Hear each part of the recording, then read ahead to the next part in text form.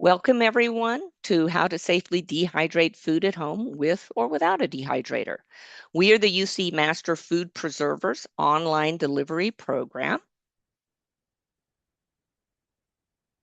I'm your MC tonight, and our Q&A monitor is Paige Weiskirk. Panelists will be me, Shalinda Wilkins, and Nina Hoyman. Note that this program is being recorded and it will be posted on our website, and a link to the class handouts with the recipes and the links that we mentioned in this class will be provided when you submit a post-class survey. Just a bit of Zoom housekeeping. Please keep your mics muted when you're not speaking. If you have questions, just unmute and speak, or you can raise your Zoom hand. We are using the Q&A feature, so chat will be only one way to receive links or various things from the MFP presenters. So if you have a question, you can type it into the Q&A box. And if you look down at the bottom of your Zoom screen, you should have a little Q&A feature. If you don't have that, it's probably because you've got a different device displaying. Click the three little dots for more. And then if you open that, you can select Q&A from the pop-up menu. I should note, by the way, down in this menu, you can choose locally on your own device to have captioning in whatever language you prefer, and you can turn that on by using the captioning feature on Zoom. And then finally, during open discussion, please just speak up or raise your Zoom hand. Who are we? The UC MFP Online Delivery Program is a community outreach, online-based, grant-funded, volunteer program within the University of California Division of Agriculture and Natural Resources. We provide up-to-date research-based information on food safety and preservation.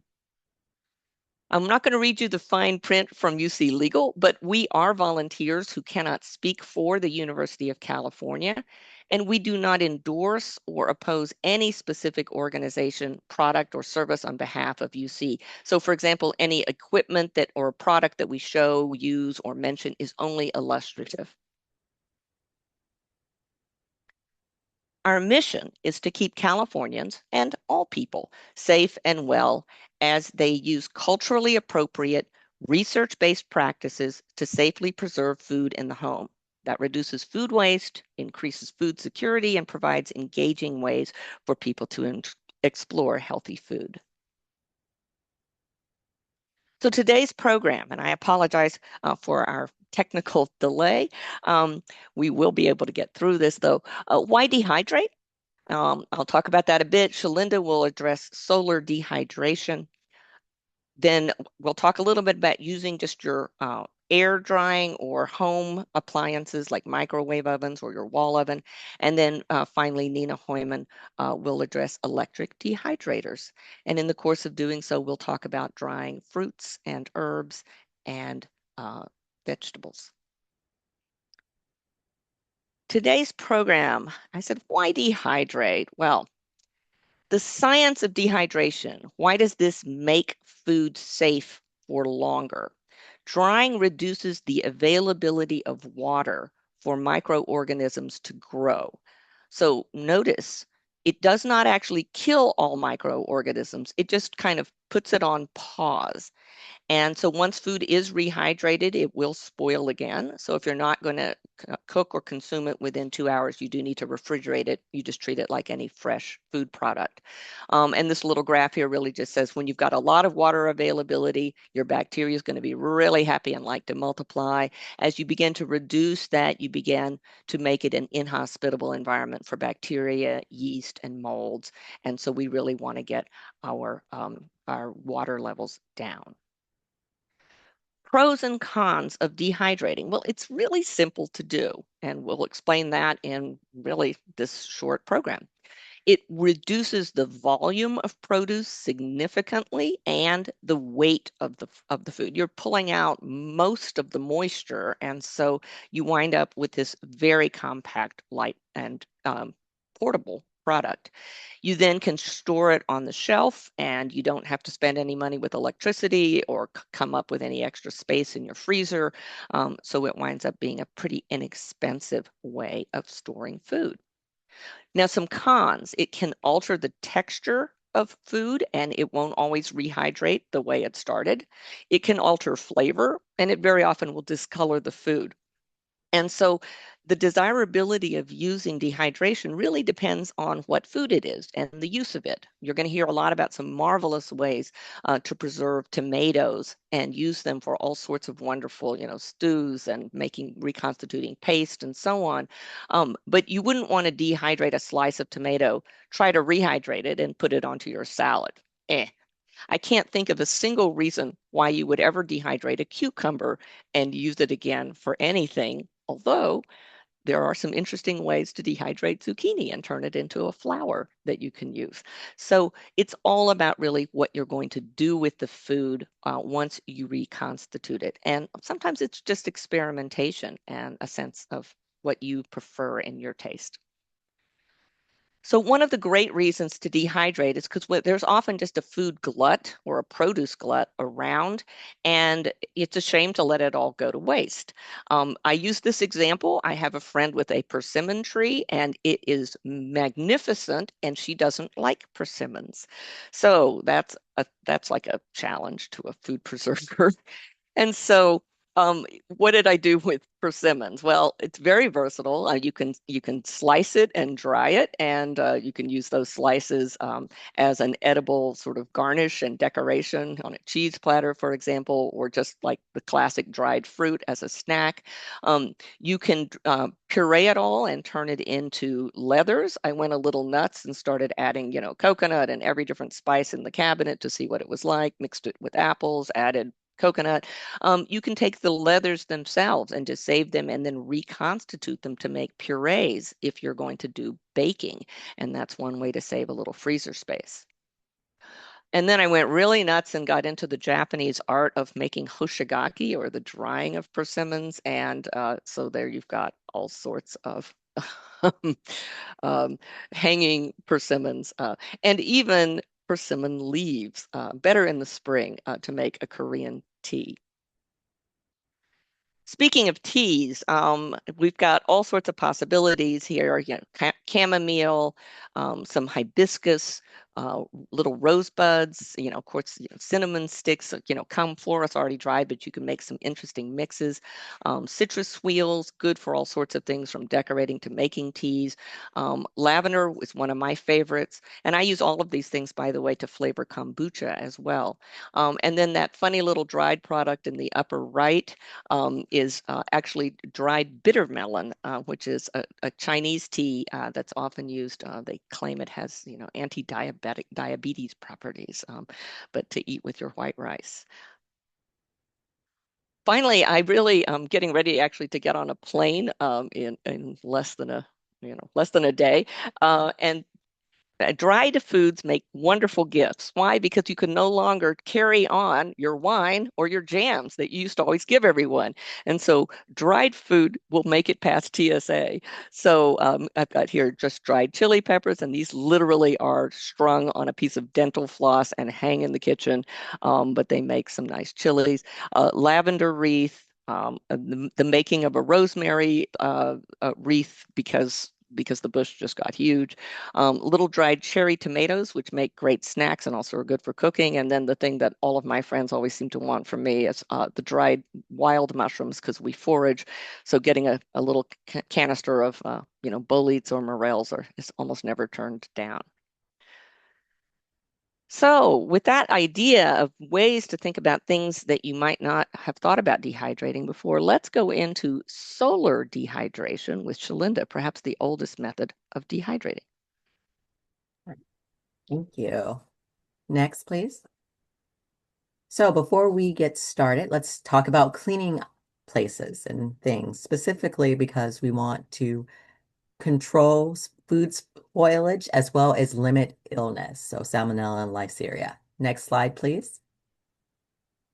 So you're going to collect all the things you need. You're going to clean your work area and all other surfaces, including your phone.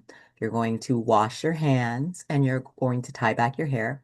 You're going to make sure to wash the produce and the tools and everything else. And then, of course, put your apron on because you want to protect the food from you.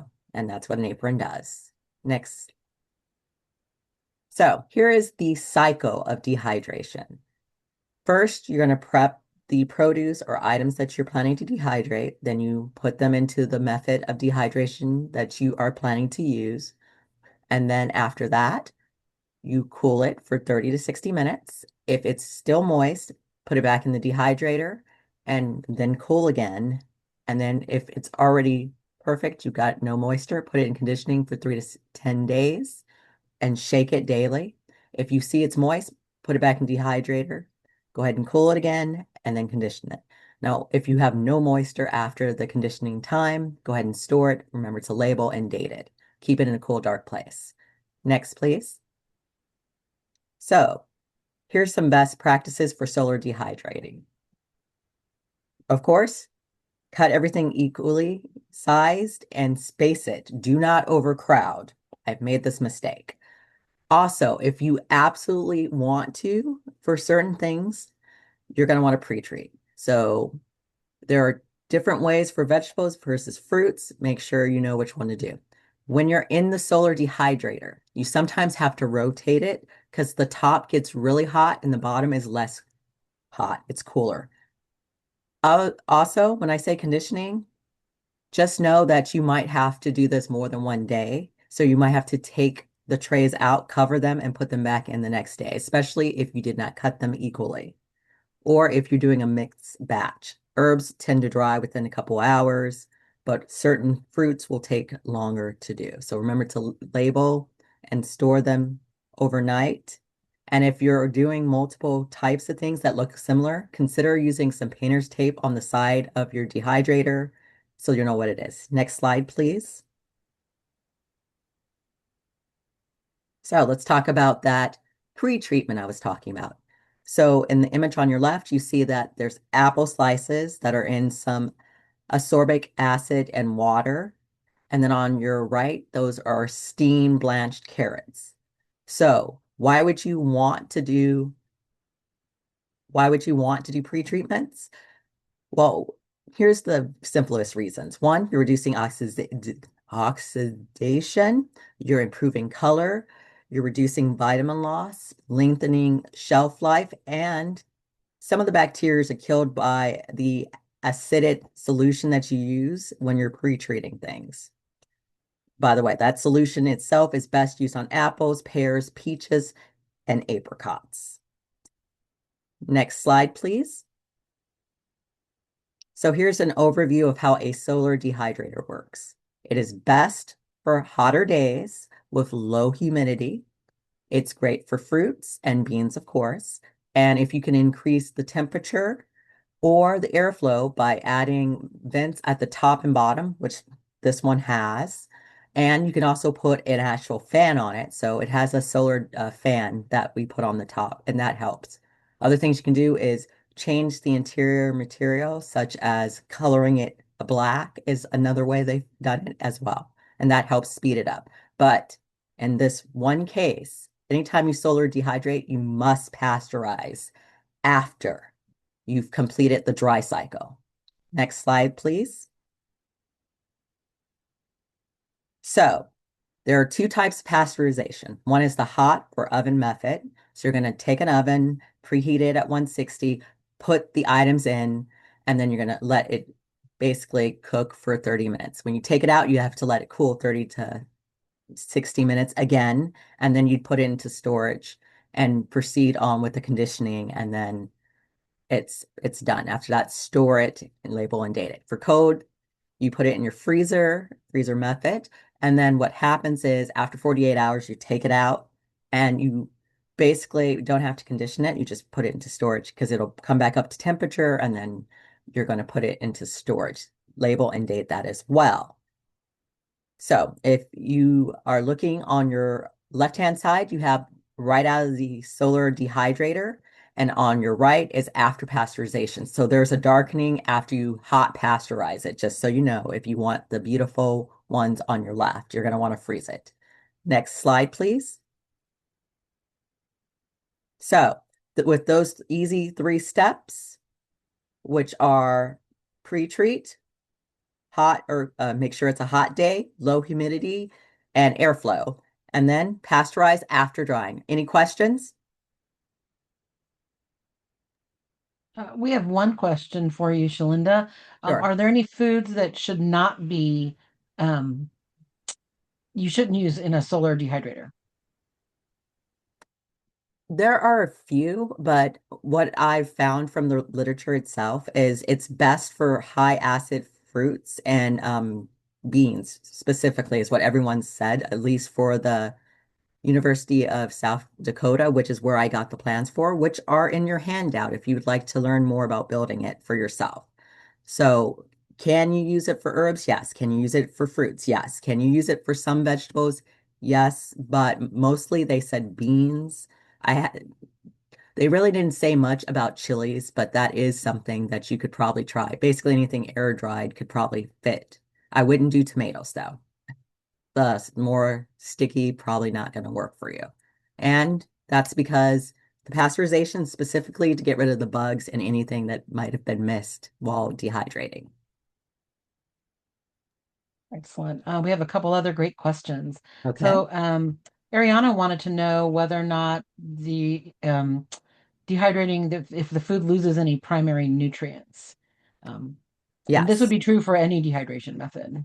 Yes. So for all of them, you're going to lose it except for freeze drying. But everything else, you're going to lose some of it, and it's going to have the same storage amount of time and duration as something that was done in an electric or oven dehydration method.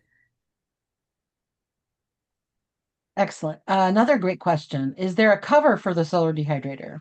Yeah. So it actually has a plexiglass cover. So you guys aren't seeing it because it looks flat. It's actually a glass cover. Excellent.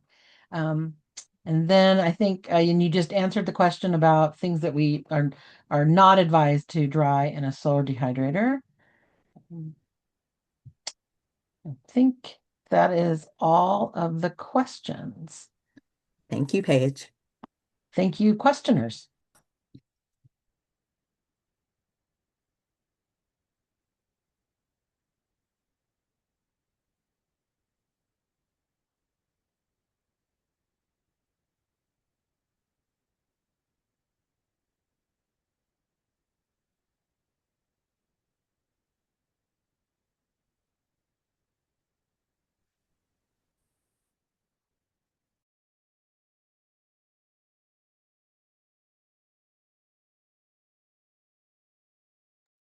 Marina, Marina, you're we can't muted. hear You're you. on mute. Well, we will get this. Ah, all right. We're going to try again. Hi. I can. So before I take us back to the slide deck, I just apologize. It's just been a tech day for me. Um, uh, I wanted to show the process of air and oven drying a little bit without photos and just do this mint that I just went out and picked a couple of hours ago, and then I washed it and dried it in a clean kitchen towel. And I've had it here on my little sterilized tray. And it is really simple. I took the mint, I picked off any of the bad leaves that I thought I really wouldn't ever want to eat again. Never dry something you don't intend to consume later or that you wouldn't be willing to. I'm taking a trusty rubber band. You can use string, but I find rubber bands hold much nicer. And I am just binding up the bottom into a little bundle. And I've done this with a lot with lavender, you can do it on a small scale with things like thyme. If you have that bunch of herbs that are getting ready to go over the hill because you bought it to just use one little bitty bit of it, but now it's going to go over, like thyme dries wonderfully, oregano. So bundle it up. And then I just took a paper clip and bent it into a big S shape so I could hook it through my little rubber band. And I now have a little hanger. So I'm going to set this down for a second. And here's my trusty paper bag. If you happen to have a hole punch, you can punch holes in it in the bag Or if that makes your wrist hurt, you can take a pair of scissors and just make some slashes in the bag. Is it a really big deal? How big do they have to be? It's not a big deal. You're just getting a little airflow going. You don't want the bag to just be totally sealed up. All right. I've chopped on this bag a bit. I'm now going to open it up and take my mint, put it in the bag. I use my trusty paper clip to hang it over the edge so you can now see it in the bag. And then I am going to hang this bag up, um, in my case, in the garage because it's nice and dry and fairly warm. But somewhere where you don't mind have a bag hanging around for a week or so. And that's really it. Then you can take it out. You can strip the dried leaves. They just crumble right off right into a big sheet pan and then bottle that up. Um, I just wanted to show you, here is a bag that I put together.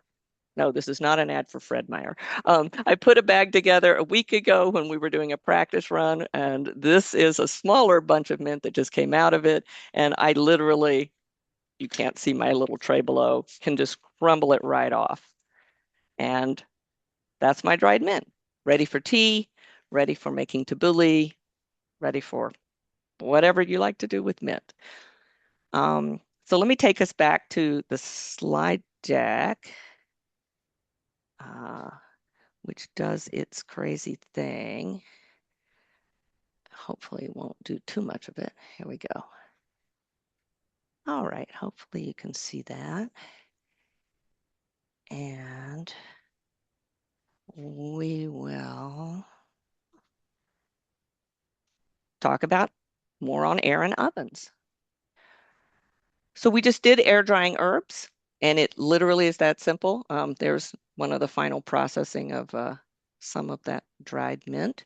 Again, great for lavender is the thing I tend to do the most of because my workplace has non-sprayed, just a vast block long section of lavender, and it's a wonderful food style English lavender, and I always get a ton of it every year.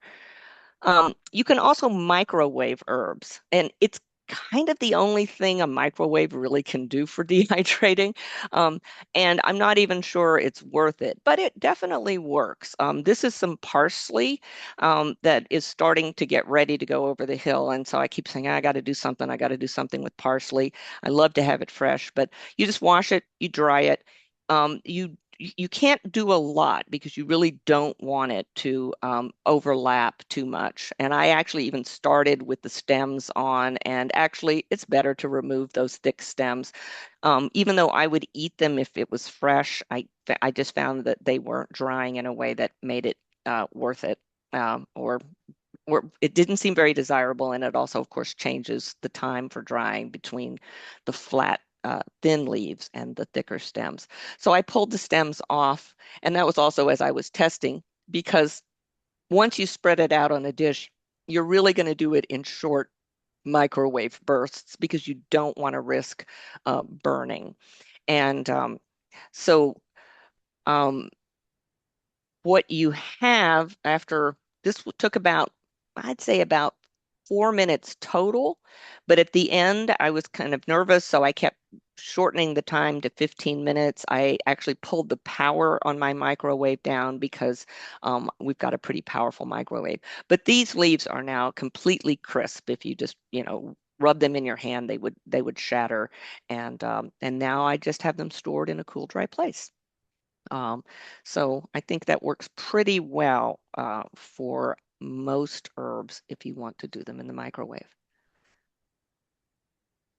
Now let's talk a little bit about drying fruit. And this would be true if you have a dedicated dehydrator or an oven, just a wall oven. And I'll talk a little bit more about equipment in a moment.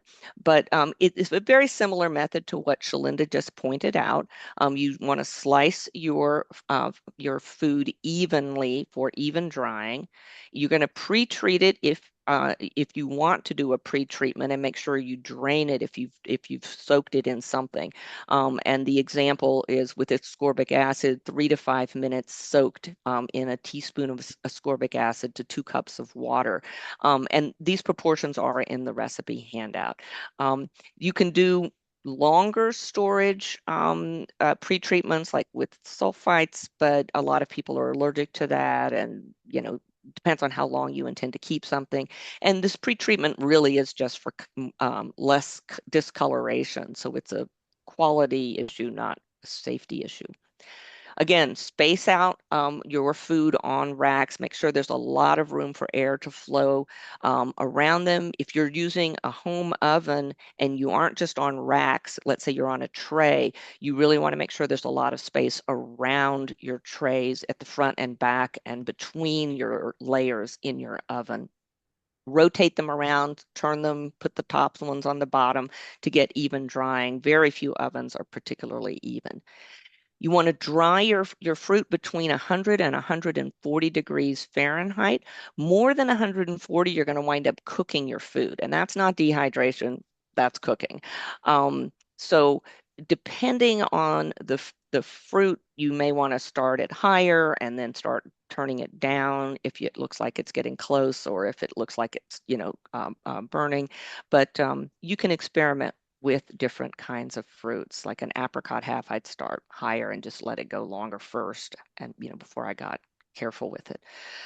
Um, there is a final step for dried fruit in particular, and I'll talk about that in detail. Conditioning, Shalinda already mentioned it, but you do want to do that regardless of the method that you dry the fruit. And then when you're done, of course, you label and store it. One option I want to mention is that you're going to use an airtight container for your storage. And we like to just throw in a little food safe packet of desiccant.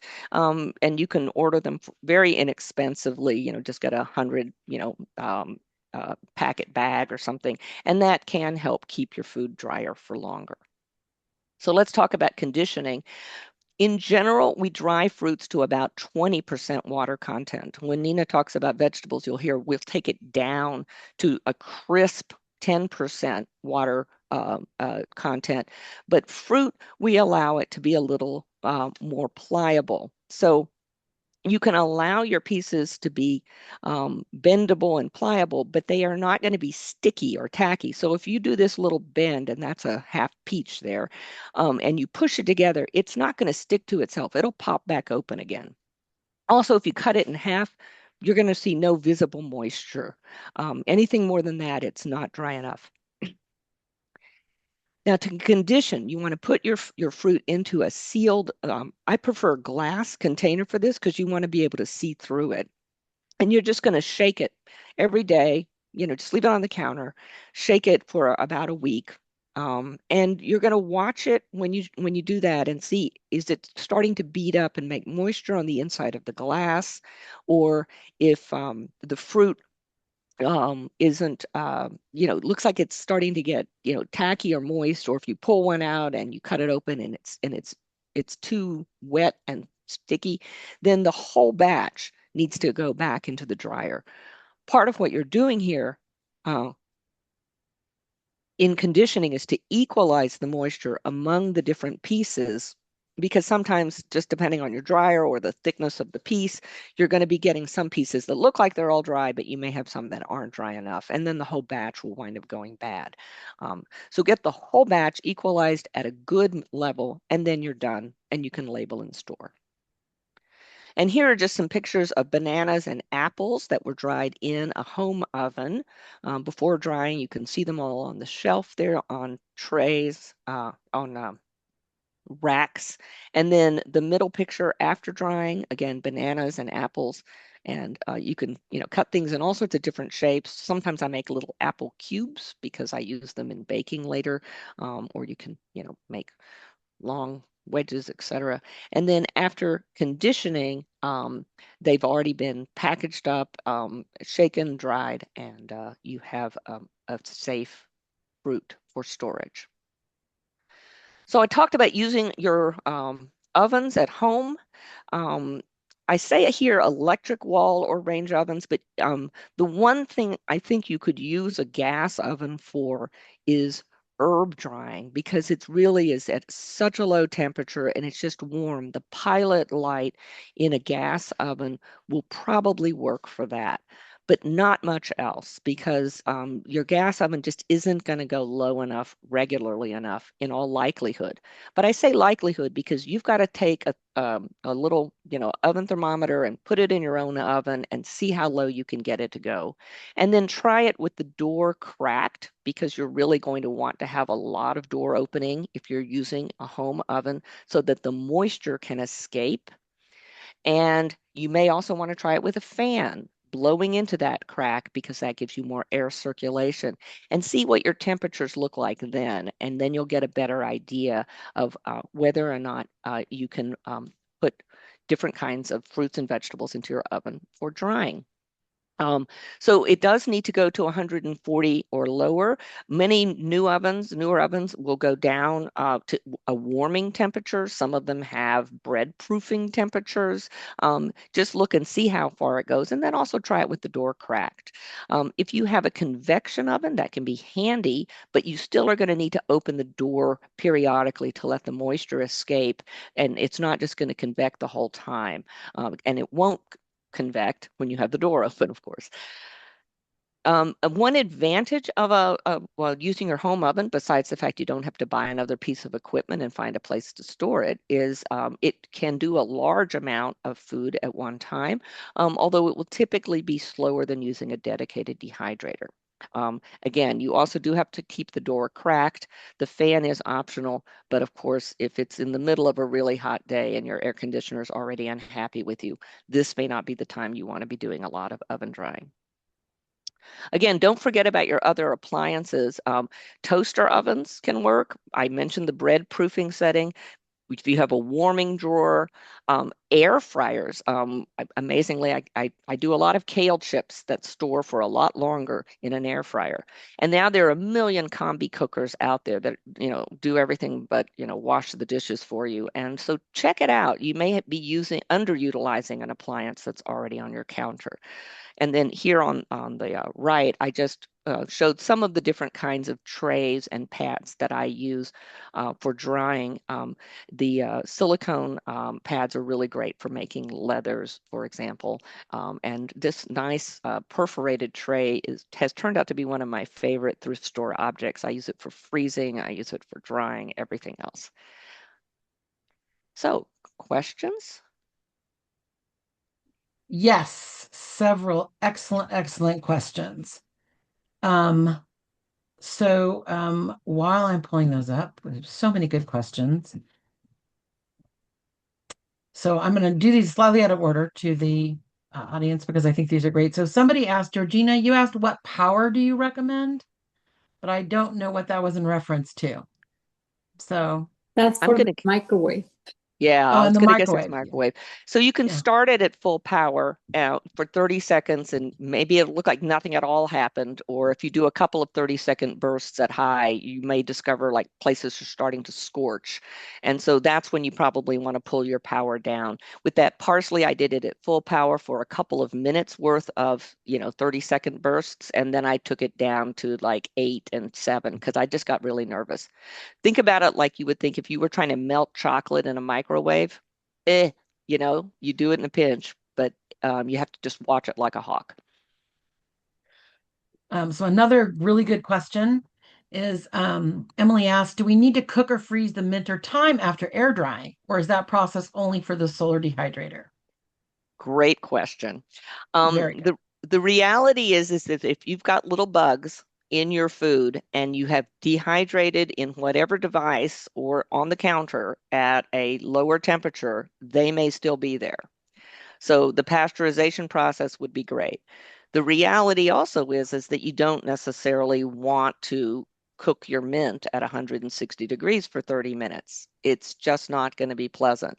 Now, any dehydrated food is going to last longer if you put it in the freezer, and you're perfectly welcome to do that. And that, of course, will stop the critters. It's that cold pasteurization process. But when you pull stuff back out again, there could be eggs or different things that might still survive. And so it's a risk that you run. It's such a common risk with solar dehydrating, plus you're outside, that it's just a recommended always step of the process. But if you're dehydrating indoors, and you are, and it's a risk that you're going to run, but if you don't want to do the pasteurization process, many people don't. Like all those Hoshigaki, I store them when I can in the freezer, but I also store them on the shelf and have not had problems. And if I could just to harken back to what Shalinda mentioned in the beginning of the program, this is also why it's so important that you are careful with your produce and you wash it well. And that applies to anything.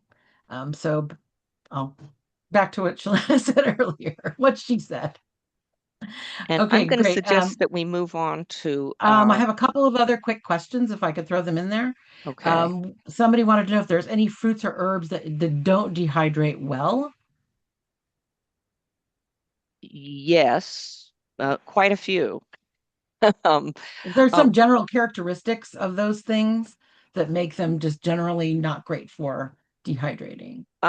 things with a very high water content that you only want to reuse in a form in which the texture is important. Think cucumbers in your salad. They're never going to come back the way they were. Um, Bizarrely, even the same kind of food might be different. So, golden chanterelle mushroom rehydrates like shoe leather. A morel or a bolete rehydrates with a deeper, richer, more interesting flavor. So, I hate to say it, but a lot of it is experimentation. And if you're going to use something in a soup or a stew, or you're going to puree it or bake with it, it's probably going to be good for the flavor. If you need texture, that it tends to be the thing that doesn't work. Um, Thank you. And then can I Paige, ask one more? I'm worried about our time Well, I because just said I'll to those of you who didn't get your questions answered, I will type in the answers for you while we exactly. move on to the next thing. Let's go do that. Thanks, and my apologies again for the time. All right. So we are going to move on to Nina and electric dehydrators, and more particularly vegetables. Okay. Yeah, so this evening I want to talk about, speaking of experimentation, how I could dry some vegetables to be incorporated into a backpacking meal. So I'm going to focus on carrots, collard greens, and tomato sauce powder. And all of those dehydrate nicely in an electric dehydrator and could be incorporated into a backpacking meal. So this will be how an illustration of how you could dehydrate vegetables. Next. There's two basic forms of electric dehydrators. Of course, they all use electricity. On the left is one that has the fan at the bottom. You may have to rotate the trays. The food odors might mix if you have different foods in there. And on the right is an example of a dehydrator that has the fan in the back. And the back will allow a little bit more even drying. Um, so uh, next, please. So in order to choose an electric dehydrator, there are some basic guidelines that are recommended by the National Center for Home Food Preservation. And these are linked in your handout, or maybe they're actually written out in your handout. I want to draw your attention to the electrical safety testing certificate. That's an important thing for preventing home fires. And so, I would definitely look for one that has some type of electrical safety testing that meets consumer standards. There's some other features you'll want to look for. As you can see, the temperature control goes down to 85 degrees Fahrenheit and up to 160 degrees Fahrenheit, but we won't be going quite that high today. Next.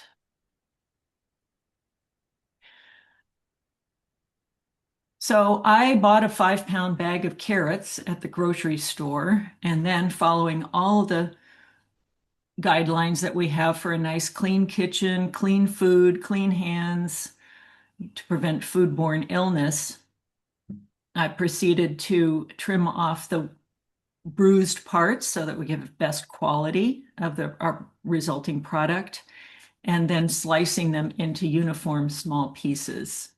Next. So having same thickness pieces is really a key. I did this with a knife. You could use whatever method you want, but uniform is important. After we've prepared them, a special step with vegetables is that we need to blanch them. This will help them retain their quality. It destroys the enzymes that causes the decay of the vegetables. So let's see what that looks like. There's 2 ways we can do it. Next. So we can either blanch them in a big pot of water, or we can blanch them in a steamer basket over boiling water. After blanching them, we're going to just briefly cool them. They don't need to be put in an ice bath, and drain them directly onto a dehydrator tray and put them into the dehydrator. Next. So on the left picture, you can see a picture of a steamer basket. And on the right is a roomy pot that we would put the boiling water in. Let's say we would put about 2 inches of vegetables in the steamer basket, not too many. And we'd have, say, our pot, half full of water, and put in a half to a pound of prepared sliced or chopped vegetables. The timing is different for different vegetables. Here are the times for carrots and for collard greens, either if they're steamed or if they're in a water blanch. And we've linked in the handout a couple of resources where you can find online university recommendations for how long to blanch various vegetables. Next. So here are the blanched vegetables on a dehydrator tray. As you can see, there's a metal tray that has holes, and then I've used the smaller mesh because these pieces are going to shrink down quite small, and they would fall through the bigger metal tray, bigger holes in the metal tray. As it happened, this particular batch was diced carrots instead of the sliced ones that I talked about earlier, but they dehydrated very nicely too. They were reasonably uniform. Next. Oh, I forgot to mention, you could weigh your produce either separately or on the tray and subtracting the weight of the tray if you want to get a better sense of how much things weigh before and after dehydrating. It's kind of a useful exercise. But it's not essential, because I'll tell you how to tell they're dry enough. Okay, our standard drying temperature is 140 degrees Fahrenheit. That's to be out of the what so-called danger zone for cooking. I will say that quality dehydrators come with a manual, and they have tested specific drying temperatures and times for drying different kinds of fruits and vegetables. And those general instructions are generally considered reliable also. But do beware that some of the recipes that you might find on these dehydrator sites or other internet sites are just posted by users who don't have any specific food safety training. So I would be wary of those. In fact, I've found some that are frankly inappropriate. But the standard manual recommendations are are tested at least by the manufacturer, and they're less likely to cause a problem. So if the drying temperature is too low, the produce might spoil before it actually gets dried. And if it's too high, the outside of the vegetables will get dry, preventing the inside from getting dry. And so then you have spoilage coming from the inside of the vegetable. And that's called a case hardening situation. Um, so we want to find the sweet spot. It's going to be somewhere plus or minus around 140 for these vegetables. Okay, next slide. So we're going to dry the vegetables until they are crisp, brittle, or hard. Compared to fruits, they're going to be a lot harder. This is because vegetables don't have the acids and they don't have the sugar that create inhospitable environments for bacteria and molds, and those are in fruits, but we don't have that in vegetables. So we have to dry them basically until they are brittle, hard, or crispy. So these carrots are actually like little rocks by the time they're done. I got a couple of small jars out of those 5 pounds of carrots, which is going to save a lot of space, but it's also going to rehydrate nicely, as you will see. Next. So after we take the vegetables out, just cool them briefly, and then pack them as been instructed into a clean, dry, insect-proof, airtight packages. Don't forget to label and date. That's an easy thing to forget. You think you know what you've got, and then you pull it out and you're scratching your head. Store dehydrated vegetables in a cool, dark location. They're not going to keep quite as long as fruits. The estimate is about half time for best quality. So whereas often it says you can store dried fruits for about an hour, sorry, for about a year, I would recommend storing them for a shorter period of time and rotating them into use. Next. Okay, so I rehydrated the carrots. I did 1 part carrots to 2 1/4 parts water for 1 hour, or I left them in the refrigerator overnight. And they rehydrated very nicely. I got these proportions off of our preserving manual. And for cold water rehydrating, this worked very well for carrots. Next. So they turned out beautifully. I actually could have put these in a salad. I ate them cold myself. Next. The collard greens were very interesting. They were a sturdy vegetable, and so I blanched them according to the chart that I showed you before, and then dehydrated them, and they still retained a very nice green color. They were totally crispy, and they rehydrated very nicely. So I was very pleased with how these turned out. Next. There's a few foods that you might not want to dry inside in your electric dehydrator because they have a lot of odor. That's onions, garlic, horseradish, and fish. Shall I keep going? Yes? Okay. All right, I'll keep going. So backpacking meal example.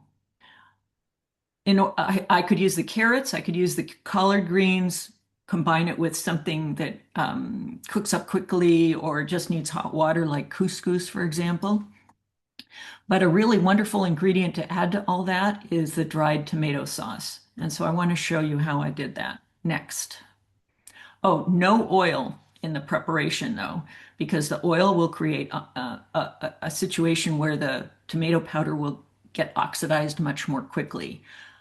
Could use fresh tomatoes if got a wonderful garden situation. I used canned tomatoes. I did add some dried spices, and I would recommend dried spices. Next. By the way, I started with about 5 pounds of canned tomatoes, big batch. I cooked it down to half volume, so now it's a tomato paste. I spread it on the solid dehydrator sheets that came with my dehydrator because, of course, you can't put it on something that has holes in it. Next. So you can dry it to a point at which it's kind of like a fruit leather consistency, and they call that tomato leather. Some people might snack on that. You could dry it a little bit further, a few more hours, and you can see my hand is holding a very thin, thin chip. I had spread about a cup of my cooked down tomato sauce paste onto each sheet. And then it became this very thin, kind of chip-like thing that you could either snack on it as chips, or you could dry it, you could pulverize it into a tomato powder next. So using my high-powered blender, I found a food processor didn't work quite adequately, at least not mine. I put the very dry tomato chip stuff in there and whizzed it up. Created a little bit of dust. I put on my mask. I was wearing my glasses. I didn't want to get this stuff in my eyes. Next.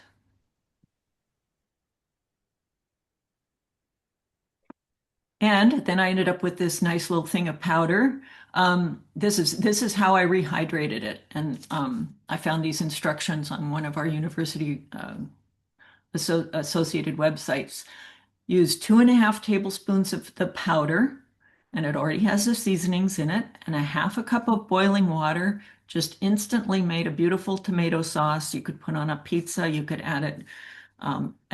You know, you could be doing it in a camping situation. Next. And so, assembling a backpacking meal, I've got my dried carrots, I've got some previously dried mushrooms, as Marina showed you, got the tomato powder, I've got the couscous, and you could package that up and take it along, and it would be an instant meal. And that's the end of this section. All right, I'm going to suggest, given the time, that I just cover a little bit of the basics on how to find out more about our programs, and then we will stay for those who might want to have additional questions answered live. Again, I apologize for our late start. We have a number of online delivery programs. You can find our upcoming events by following us on Eventbrite. And we will have a homemade baby and toddler food program coming up on May the 9th. And then a second dehydrating program in which we will address the marvels of freeze drying coming up on May the 19th. Past class recordings, many of which do cover dehydrating various crops and other methods of food preservation, are at this link that you can click as well. I mentioned the freeze drying class. We've been talking about 20% moisture for fruits and 10% for vegetables. Freeze drying is a marvelous whole different dimension. It takes us to 2% moisture. So please do consider joining us next month for really the ultimate in drying. If you have a food preservation question about this or anything else, we have a monthly Ask a Master Food Preserver program on the second Wednesday of every month. The next one's coming up on May the 13th. You can bring any of your questions, and Paige Weiskirk, our able Q&A monitor, is going to be there to help a team of MFPs answer your questions. You can also at any time submit a written question to our helpline at this link, and you'll get an answer in a couple of days, we hope. You can learn more by getting our monthly newsletter, and you just sign up or like us on Facebook, follow us on Instagram. And finally, we do need your input. So when you leave this Zoom, there'll be a brief survey that's going to pop up in your browser, and please complete it. It helps us improve. When you submit The pop-up acknowledgement to receipt of your survey is going to include the link that will take you to the class handout that has the recipes and tips. Thank you so very much for your time and interest, and happy preserving. Again, we will happily stay on here for another 10 minutes or so if you have questions, if you want to unmute, or Paige if we have more in the Q&A. Q&A is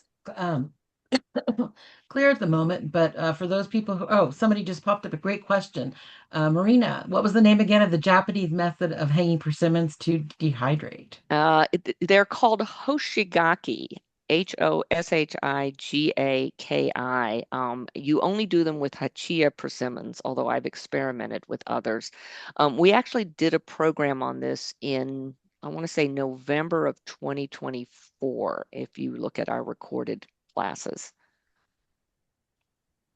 It was part of a sort of Go Crazy on Persimmons program.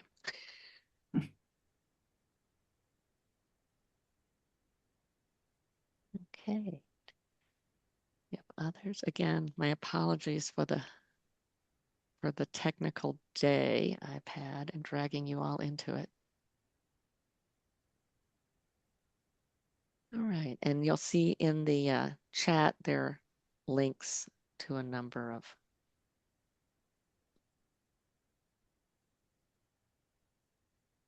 additional Someone resources. asked if they can season their vegetables before you dehydrate them. Can you add seasonings to them? I would add dry seasonings to them.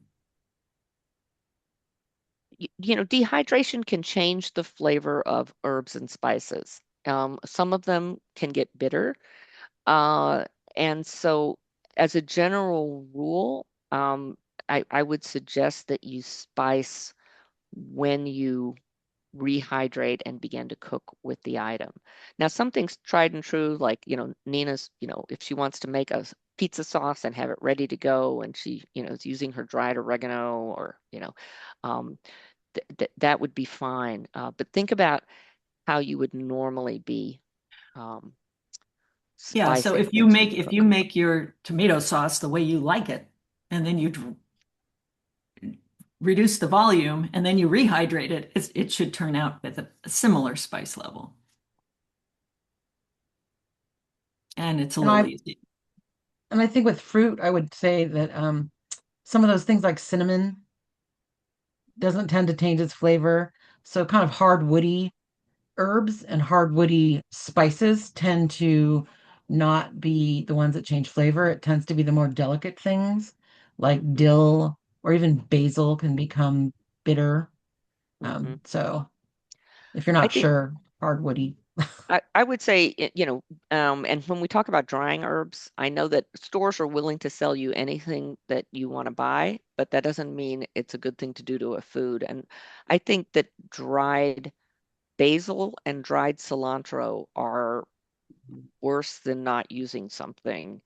And if you have those, I would strongly suggest that you look at our deep Freeze dive dry. into freezing program, where we talked about freezing herbs, either in water or oil for better storage, and then they'll taste fresher.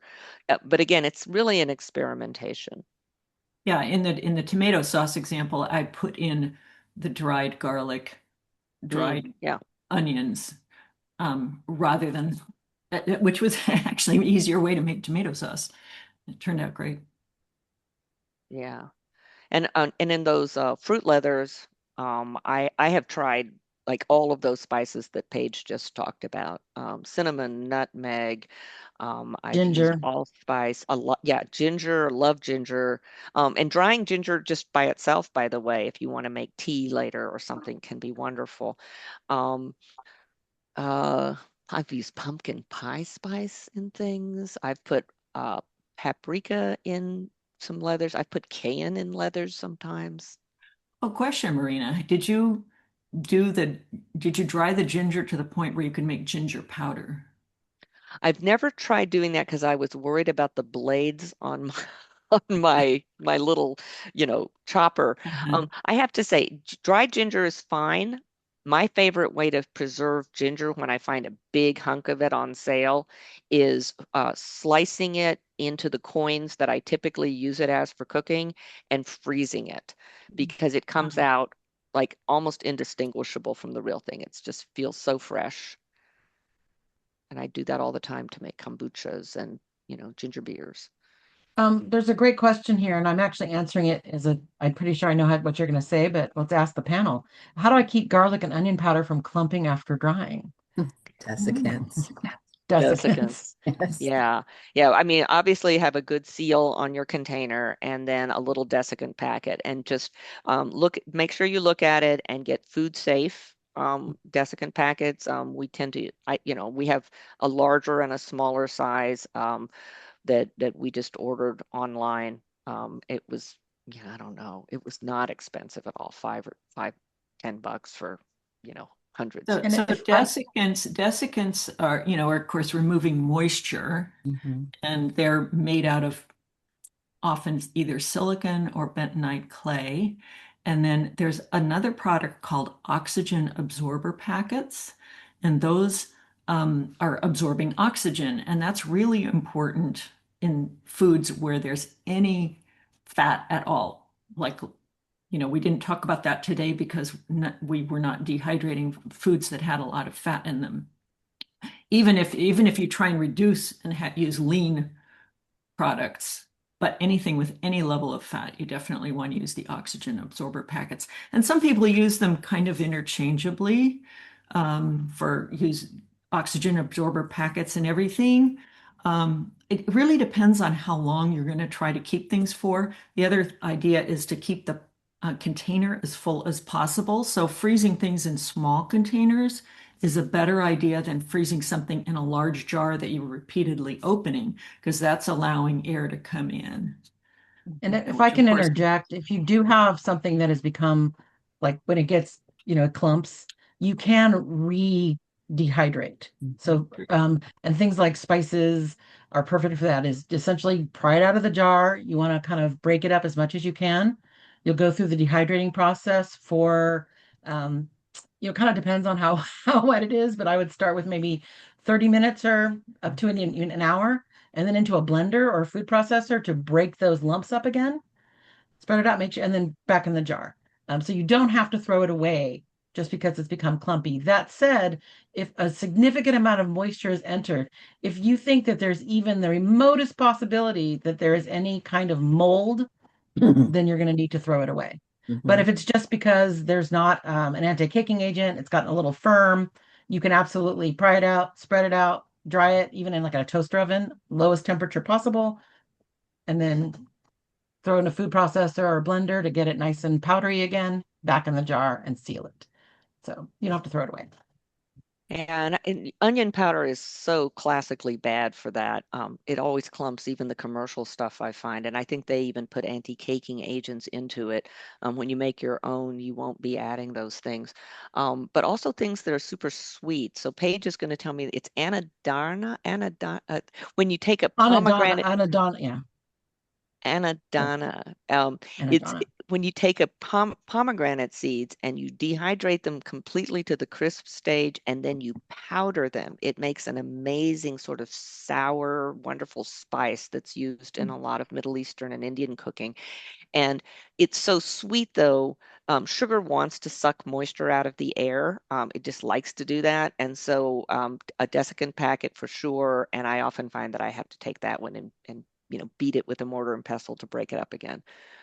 For can me, you it's reuse the orange desiccant zest packets? I forget. Some of them sometimes. you can. Certainly silica gel ones, you can just toast them low in a toaster oven or, essentially dehydrate them again. Dehydrator. And I have the color changing ones. So when they go orange, you know that they've got, they need to be re-dried and then they're fine when you re-dry them. Somebody asked about rice as a desiccant. And I know people use that. I grew up in Texas and people always put rice in their salt shakers to try to keep them Yes. moving. But I don't know about putting them into powdered spices. I think as long as you can sift it out, it's pretty neutral. I don't know how well it works for keeping them dry. Marina, there's a question about future Zoom classes on freezing. We And I just don't, had a Zoom class on freezing. I So know. it's in recorded classes, and the date of it was March I want to hallucinate and say 24th, or I can probably find the date, but you will find it in past classes. And I'm going to Um, share with you, it looks like it's Ariana, the link to directly to our future and past classes. So it'll have our future classes and our past recordings. And I just Good. shared that with you. And it was And it's March also in the 24th. chat. Yeah, it was March 24th. We did a deep dive into freezing, and we did address a little bit about meat there. And we didn't address drying meat in this class, in part because it really is a different set of safety concerns and processes. We're hoping to probably run a beef jerky. Well, we'll talk about meat preserving in general, I hope, in the fall, and we'll do some jerkies and also some pressure canning for shelf-stable meat products. which works remarkably well. It does, and it makes it really tender and wonderful. Okay, well, thank you all for your add-on attention. We'll let you get back to your evenings. We really appreciate your interest and really enjoy your preserving, experiment, and have fun.